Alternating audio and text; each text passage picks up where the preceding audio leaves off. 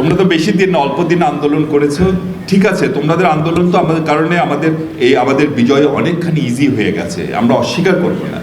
কিন্তু যে তোমরা যেমন তোমাদের বোঝানোর জন্য বলছি, তোমরা যেমন একদিন ডিবি রিমাইন্ডে নিয়ে তোমরা তোমাদের কর্মসূচি প্রত্যাহার করেছো, আমাদের মাসের পর মাস, বছরের পর বছর এইভাবে ডিবিতে নিয়ে যে রিমাইন্ডে নিয়ে আমাদের উপর এমন কোন অত্যাচার নাই যা করা হয় নাই। কিন্তু কর্মসূচি প্রত্যাহার তো পরের কথা, দলের বিরুদ্ধে একটি টু শব্দ, আমাদের নেতা নেত্রীদের বিরুদ্ধে একটি টু শব্দ আমাদের মুখ দিয়ে উচ্চারিত হয় নাই, করতে পারে নাই তারা। সুতরাং কথাবার্তা এখন থেকে বলবো, অনুরোধ করবো, আসলে আমরা সবাই মিলে একসাথে থাকি, কারণ দেশের বিরুদ্ধে বড় ষড়যন্ত্র চলছে, দেশের মানুষের বিরুদ্ধে বড় ষড়যন্ত্র চলছে।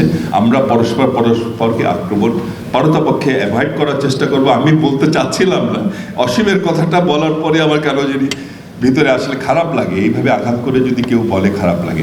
আগামীতে আমরা সবাই মিলে একসাথে চলবো, দেশকে রক্ষা করব, গণতন্ত্র প্রতিষ্ঠা করব, জনগণের অধিকার প্রতিষ্ঠা করব, সে আশা এবং প্রত্যাশা ব্যক্ত করি আমি। দেশ জুড়ে তোলপাড় ওয়ালটন ফ্রিজ কিনে আপনিও হয়ে যেতে পারেন মিলেনিয়ার।